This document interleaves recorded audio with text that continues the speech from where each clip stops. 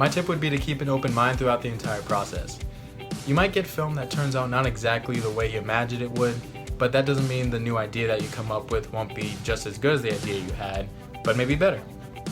My film started out as 3 separate films, but then I threw all those ideas into one, and I was happy with what I got. Hey everyone, my tip's a little bit vague. It's more words of encouragement for anyone coming to the film festival with not a lot of background or experience in video editing or filmmaking in general. I'm a journalist and writer at heart, so when I submitted 2 years ago, I didn't think my video would get that far at all, because I was caught up in like the technicalities, and I was like, this editing's not that great. Kind of submitted it as an afterthought, but in the end, my tip is just, if you connect to your story, it's gonna connect, someone else will connect to it as well. That's the basic essence of storytelling, and it'll get conveyed through whatever medium. So just trust your story, storyboard it out, find the visuals to match it, and it'll take you far. My best tip for documenting your travel experience is to definitely use your body to get those clean, stabilized shots. Use your wrist and your elbows and your knees and your leg and arm muscles to get that panning or tracking shot. You know, you're traveling, so you want to travel light. You can't carry around a big, heavy tripod, so definitely put your body to use. And good luck! I could not be more excited to be a judge again this year for the IES Study Abroad Film Competition.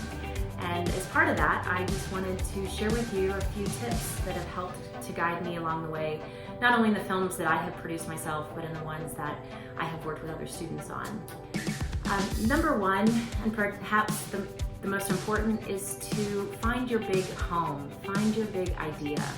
I think sometimes we can get caught up in the nuances and the details in every aspect of a story, but at the end of the day, our job as filmmakers and storytellers is to connect with an audience, and the most effective way I have found to do that is by being disciplined enough to find your big home. Number two is to also take some time to be introspective about yourself. What are your values? What is your sense of purpose? And how does a story fit into that? I think the most effective stories that I have seen produced are ones where the filmmaker is deeply connected to the topic, the issue, the community, the individual. And that connection and that compassion really comes through the screen. That leads me to my third point, which is to lead with empathy.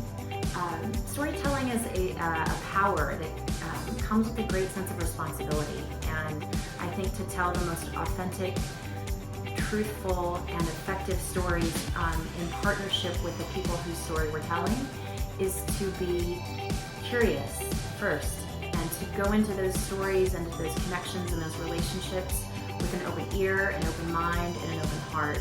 Enjoy the journey, because telling stories and producing films is one of the greatest journeys that I have ever had the privilege of experiencing, and I'm excited for you to have the same. So enjoy it, and good luck.